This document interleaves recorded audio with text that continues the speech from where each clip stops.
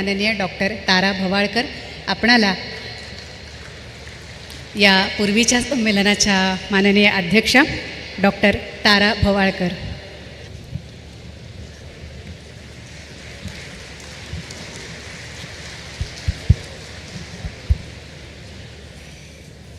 नमस्कार. महाराष्ट्र साहित्य परिषद पुणे यांच्या 2-100व्या अखिल भारतीय मराठी साहित्य संमेलनाचं अध्यक्षपद मला जे मिळालं त्या आयुष्याच्या उत्तरायणाच्या टोकावर माझ्या दृष्टीने अक्षरशः अपघात होता. प्रश्न असा आहे की उद्या मराठी भाषेचं साहित्य विकसित होण्याच्या दृष्टीने पायाभूत असं कार्य आपण काही करणार आहोत की नाही. आणि मला असं वाटतं की मला जे बोलायचं आहे ते आमचे सन्मित्र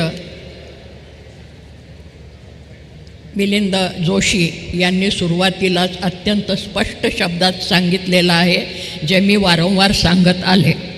कारण प्राथमिक स्तरावर मराठीचं अध्यापन नीट झालं, त्याचं व्यवस्थापन झालं, तर पुढे मराठीचे हितचिंतक, मराठीचे वाचक, मराठीचे लेखक हे निर्माण होणार आहेत.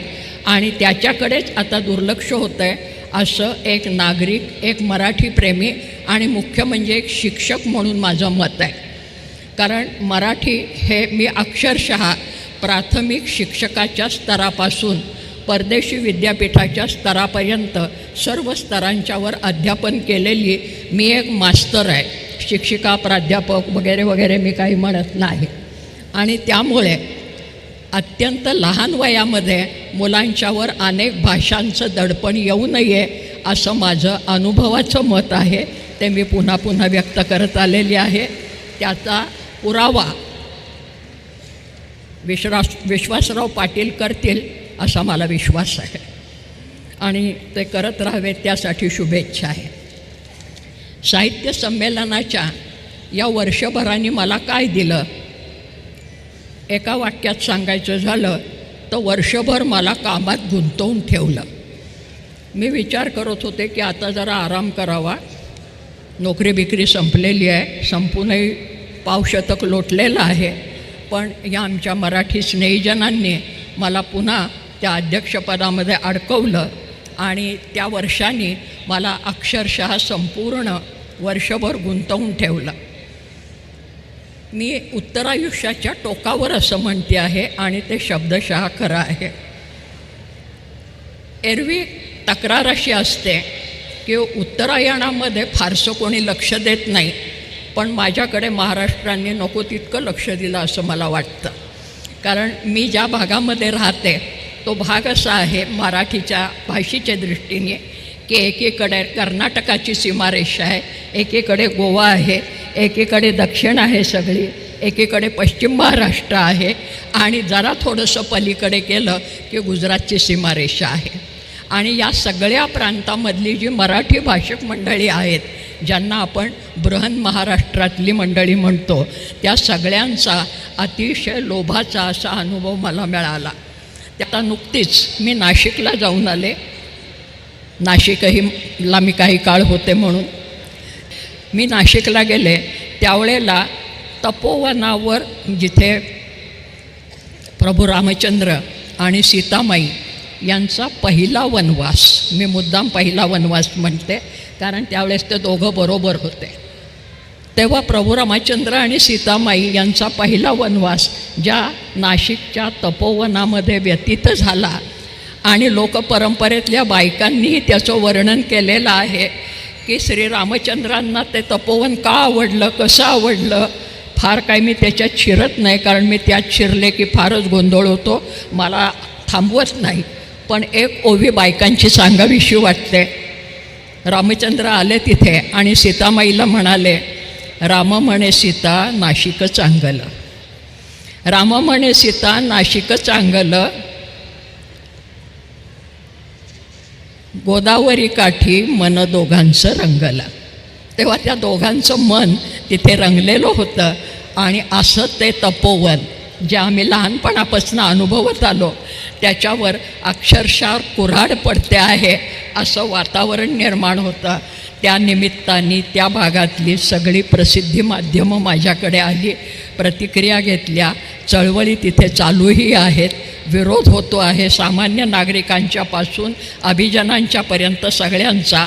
कारण शेवटी प्रकृती टिकली तर आपण प्रकृतीचा भाग असलेली माणसं टिकणार आहोत. आणि म्हणून पर्यावरण वगैरे असले शब्द मी वापरत नाही, ती प्रकृती आहे. प्रकृतीमध्ये आपण जी पंचतत्व मानतो, पृथ्वी, आप, तेज, वायू, आकाश, ही सगळी झाडांच्या आणि पाण्याच्या आणि मातीच्या आश्रयाने जगतात.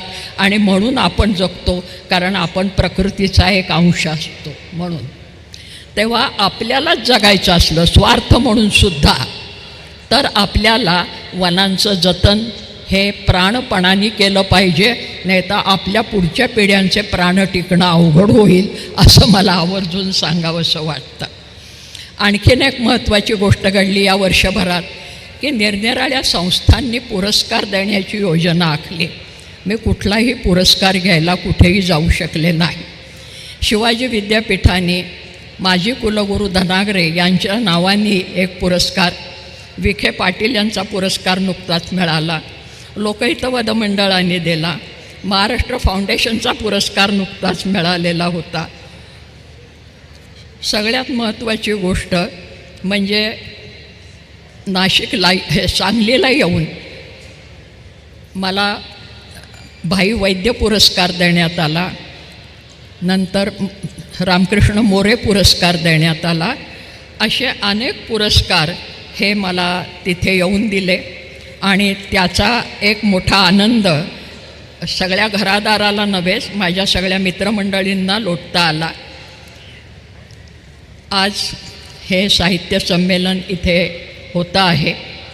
ही सातारा भूमी शिवरायांची भूमी आहे आणि मराठी भाषेच्या रक्षणासाठी आणि अभिवृद्धीसाठी आणि अस्मितेसाठी महाराजांनी पहिल्यांदा राज्य व्यवहार कोश निर्माण केला मराठीमध्ये, की त्यांच्या अलीकडच्या काळात महाराजांची स्थापना करण्याच्या आधी परकीयांची राज्य होती. राजकारणामध्ये परकीय भाषेचा प्राबल्य झालेलं होतं. शिवाजी महाराजांनी मराठीमधनं राजव्यवहारामधली सगळी भाषा यावी म्हणून पहिल्यांदा पंडित मंडळींना बोलवलं, विद्वान मंडळींना, आणि राज्य व्यवहार कोश निर्माण केला. महाराजांनी राजनीती सांगितली, म्हणून मी राजकारण या शब्दापेक्षा राजनीती हा शब्द महत्त्वाचा मानते. आणि आज्ञापत्र या त्यांच्या ग्रंथामध्ये, त्यांनी कथित केलेल्या ग्रंथामध्ये तो सगळा इतिहास आहे. त्याचं संपादन मी ज्यांना गुरुस्थानी मानते त्यापैकी डॉक्टर रामचंद्र चिंतामण ढेरे यांनी आज्ञापत्राचं एक संपादन केलेलं आहे. तेव्हा अशा कितीतरी मार्गाने मराठीचं जतन, संवर्धन सर्व पातळ्यांवर होतं आहे. मराठी माणूस जिथे जिथे गेला तिथे तिथे त्यांनी मराठीचं रुजवण केली.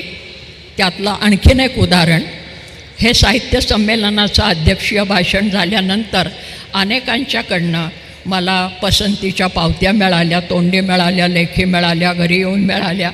परदेशातनं विशेषतः महाराष्ट्र मंडळं ज्या ज्या देशामध्ये आहेत त्या अनेक देशामधल्या तरुण मुलामुलींचे मला फोन आले, पत्र आली मोठ्या प्रमाणावर. दिल्लीला मी पाहिलं, तिथेही तरुण मुलं मुलीही मोठ्या प्रमाणावर होती. इथेही मी काल परवापासून अनुभव घेते की तरुण मुलामुलींचा साहित्य संमेलनाच्यासाठी आणि पुस्तकाच्यासाठी गराडा मोठ्या प्रमाणावर पडतो आहे. तरुण मुलामुलींच्यामध्येही आस्था निर्माण होते. मी ज्या भागात राहते तो काही खूप सुधारित असा प्रदेश आहे असं नाही, पण ग्रामीण अर्धग्रामीण प्रदेशामध्ये मराठी साहित्याबद्दल फार मोठ्या प्रमाणावर आस्था आणि अभिरुची निर्माण होते. प्रत्येक 5-7 गावात एक साहित्य संमेलन दरवर्षी होतं आहे. या मध्यवर्ती साहित्य संमेलनाशिवाय नवीन मुलं मुली लिहित आहे, अनेक पातळ्यांवर लिहित आहेत. माट्यांनी एकेकाळी म्हटलेलं होतं जवळजवळ 100 वर्षापूर्वी की निरनिराळ्या जाती जमातीची मंडळी लिहायला लागतील, त्यावेळेला त्यांच्या परंपरेतले शब्द आणि वाक्यरचना मराठीत येतील आणि मराठी खऱ्या अर्थाने समृद्ध होईल. आणि म्हणून एका विशिष्ट स्तराची भाषा ही शुद्ध भाषा आणि अभिजन भाषा असं मी लोकसंस्कृतीची डोळस अभ्यासक म्हणून मानत नाही. मी डोळस अभ्यासक म्हणते कारण आपल्या जुन्या संस्कृतीबद्दल बोलत असताना दोन गोष्टी असतात. एक उमाळा संप्रदाय म्हणते मी त्याला, म्हणजे आमचं जुनं होतं ते सगळं फार सुंदर, चांगलं, उच्च, उदात्त वगैरे वगैरे असं काही नसतं. कारण प्रत्येक काळामध्ये आणि प्रत्येक संस्कृतीमध्ये बऱ्या वाईट अशा गोष्टी असतात. कारण माणसाचा जगण्याचा हा एक प्रवाह असतो आणि या प्रवाहामध्ये शुद्ध अशुद्ध, मंगल अमंगल हे सगळंच असतं. म्हणून कालिदासांनी एकेकाळी म्हटलेलं आहे की पुराणमित्येव न साधु सर्वम, जुनं असतं ते सगळं सोनंच असतं असं नाही, म्हण जरी तशी असली तरी. तेव्हा जुनं सगळं चांगलं असतं नाही, नवीन असतं ते सगळं टाकाऊ असतं असंही नाही. तर जी जाणकार माणसं असतात ते बऱ्या वाईटाची परीक्षा करतात आणि त्याच्यातलं चांगलं असेल ते घेत असतात, जे उपयुक्त असेल ते स्वीकारत असतात. लोकसंस्कृतीचे अभ्यासक म्हणून आमचा हा दृष्टिकोन राहिलेला आहे. आमचा असं मी म्हणत असताना माझे जे पूर्वसूरी आहेत, मी ज्यांना गुरुस्थानी मानते ते डॉक्टर मांडे असतील, डॉक्टर रामचंद्र चिंतामण ढेरे असतील आणि इतर सगळ्या जणी असतील, माझ्या मैत्रिणी सगळ्या, मग त्या दुर्गाबाई भागवत असतील आणि समोर बसलेली अरुणा असेल. तेव्हा परंपरेमध्ये जे सत्व आहे ते निके सत्व निवडून घेणं ही आमची भूमिका आहे. म्हणून लोकसंस्कृतीचा उमाळा संप्रदाय बाजूला ठेवून चिकित्सा करत त्याच्यामध्ये सुद्धा जो उदात्ततेचा आणि पुरोगामी विचार आहे त्याचा पाठपुरावा मी सातत्याने करत आले. आणि शेवटचा मुद्दा, आंतरराष्ट्रीय महिला मुक्ती वर्ष नावाची भानगड ज्यावेळेला आली त्यावेळेला माझ्या महानगरामध्ये राहणाऱ्या मैत्रिणी सिमॉन दे बोला पुन्हा पुन्हा उद्धृत करत आल्या की स्त्रियांच्यावर अन्याय कसा होतो, काय होतो वगैरे. पण माझ्या जात्यावर दळण दळणारी बाई गेली शेकडो वर्ष हे सांगत आली, तिकडे कुणीही लक्ष दिलं नव्हतं. आम्ही लोकसंस्कृतीचा अभ्यास, आपल्याला राग आला तरी चालेल, पण माझ्या पुरुष सहकाऱ्यांनी फक्त स्वतःचं कौतुक वेचण्यापुरता केला. म्हणजे बापाचं कौतुक कसं आहे, भावाचं कौतुक कसं आहे वगैरे वगैरे. तर त्याच्यामध्ये बाईला कळत होतं की आपल्यावर चारी बाजूनी कशी दडपणं येत आहेत आणि ते तिने नोंदवलेलं आहे. त्याचा उद्गार मी त्या स्त्रीवाचक किंवा स्त्रीविषयक अशा माझ्या लेखनामध्ये केला आहे आणि त्याचा उल्लेख आजही अनेक स्त्रिया, मुली, मुलं हे आवर्जून करत असतात. आणि समाजाचे सर्व स्तरातले लोक आता लिहिते व्हायला लागले, जाणते व्हायला लागलेले आहेत. आणि ग्रामीण भागामध्ये सुद्धा लेखन तर होतंच, साहित्य संमेलनं होतात, पण नवीन प्रकाशकही निर्माण होत आहेत आता. आणि नवीन प्रकाशक यांच्याकडेही लक्ष देणं अतिशय आवश्यक आहे. ग्रंथालयांचा उल्लेख वारंवार होतो. सांगायचं तात्पर्य की या सर्व युवा शक्ती जी आहे आणि भाषेबद्दल आस्था असलेली जी शक्ती आहे तिला आपण प्रोत्साहन दिलं तर खऱ्या अर्थाने मराठीचा विकास होणार आहे, मराठीची उन्नती होणार आहे, याच्याबद्दल वाद नाही. आणखीन थोड्या वेळाने नवीन अध्यक्षांच्या सूत्र सुपूर्त करायची आहेत. याचा मला अतिशय आनंद होतो आहे, कारण वर्षभर मी खूप थकलेली आहे अशा सगळ्या ह्याच्यामध्ये.